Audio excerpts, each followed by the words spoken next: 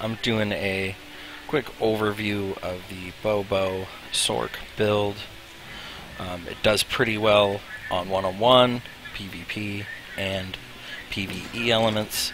So I'll just get to it and go over the skills here.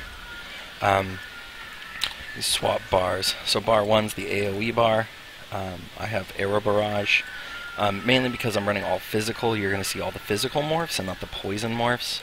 That's way more for a Nightblade that takes effect out of the champion tree.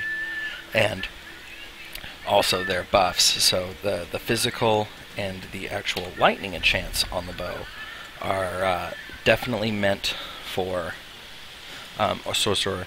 So the AoE should be precise because it's raising your critical values. Always shock enchantments on a sorcerer, especially stamina, because you have a chance to disintegrate enemies. Secondary, since I'm running single target on my secondary, you should always be running sharpened or Nirnhoned, your preference. I prefer sharpened because most people don't have over 25,000 armor. Current setup is just 5-piece Hundings, 2-piece Molag Kina. I prefer Molag Kina to be heavy/light. Any variation of that is fine. I mean, it's really up to you. It's super flexible. I use tri-stats on the head, chest, legs, just for a little bit of extra stamina. Well, not extra stamina, a little bit of extra mana, and still get some health out of it, because you will have a little bit of problem with survivability. However, if you go over the skills that I show you, it won't necessarily be a problem. So the AoE bar is Arrow Barrage, Bombard to lock enemies down. It makes you a great asset in a team. Soloing stuff is going to be a little bit harder, but you'll still be able to take the mobs. Critical Surge, obvious. It's proccing critical heals. Resolving Vigor.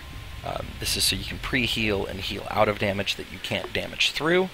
And Bound Ornaments on each bar. That's strictly for the heavy attacks and the stamina. While I don't use the heavy attacks so much with a bow, the extra bonus to stamina is amazing. Single target bar is going to be Venom Arrow.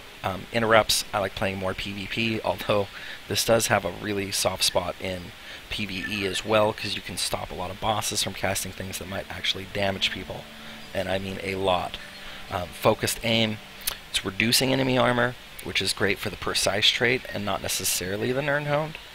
Streak, more of a PvP thing, however, it does have its elements in PvE. If you're just getting ran up on a group of mobs that's more than 6, your damage is going to be reduced. You might as well streak through them, stun them. You can get 1 or 2 shots off with extra damage, because it's technically a stun. Camo Hunter, you can really swap this out for whatever you want. Some Sorcs actually are running the Thundering Presence instead of Camouflage Hunter. However, I play a little bit more PvP, so that's just my personal preference. I don't like enemies getting close to me. Single target ultimate would be Flawless Dawnbreaker, and since this is more of a support character, my AoE bar is actually running Barrier, so I do have more self-heals than most. However, the Barrier comes in handy in so many situations. I'd recommend it to anybody. As for the bows, I honestly think next patch the Maelstrom bows will be a much better bet, because you could run the 3-piece Agility, 5-piece Hundings, or whatever your set is of choice, and then 2-piece Molag Kina, and that way you'd be maximizing weapon power. So, let's see here.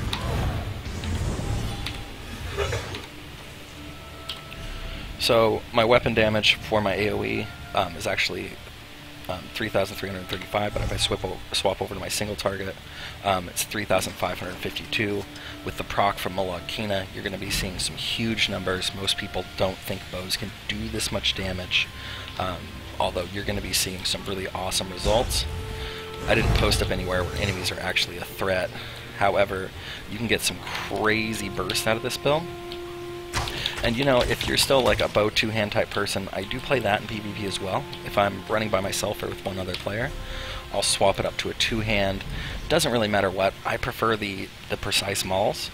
I'll swap that over, and then if I go into the weapon tree, I'm really only using 2 different skills, which is Critical Rush and Wrecking Blow. So the trick here is you cast your snipe, you follow up with a Venom Arrow, whatever you want, rush them, because they're already on the ground.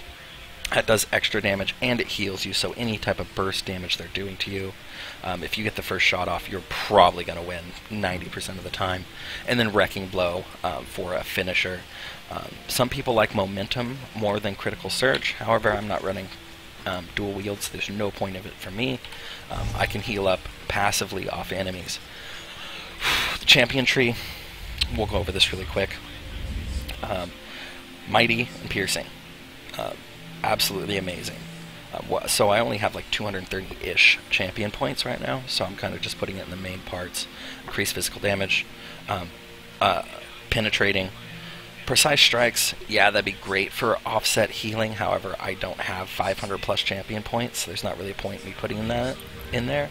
I'd actually rather run points into quick recovery for vigor and stuff like that, so I can help the team. And it actually, for some reason, quick recovery is giving bonuses to barrier as well. With 30 points in there, I'm getting about 10,000 points more off a barrier. So I'm not sure why it scales that way. It's a little ridiculous, and that I think they mentioned something about barrier in the next patch. So hopefully they kind of even that out. I'm running 20 points in each, a Hardy and Elemental Defender. Just kind of reduce the damage to you a bit. Warlord, reducing stamina cost a flat 10%. I'm playing a Wood Elf, so I already get stamina regen, but I do like having the stamina recovery. This allows me to do a 2-minute fight without worrying about my my resources. As for my potions, I'll go over this with you guys. I run the standard Essences of Stamina for killing any type of PvE monster. Essence of Weapon Crit, which is Weapon Critical, Health, and Stamina for PvP. I don't like doing Immovable, because by the time somebody jumps up on me, I can streak, I can move, I can heal, I can barrier. There's no real point to me running Immovable. And or Essences of Weapon Power. However, I've kind of gone away from these just because I don't get the double stacking buffs from Crit Surge. So, going over that, that's just the build. You can see some amazing numbers. It's a lot of fun, and a lot of people are having trouble with a bow and a bow type build. It's all about mobility and healing. If you don't have that on your bars, you're going to die as an archer. There's no other way around it. So that was the build. Like, share, subscribe, check it out. Thank you for watching my first video, and you guys have a great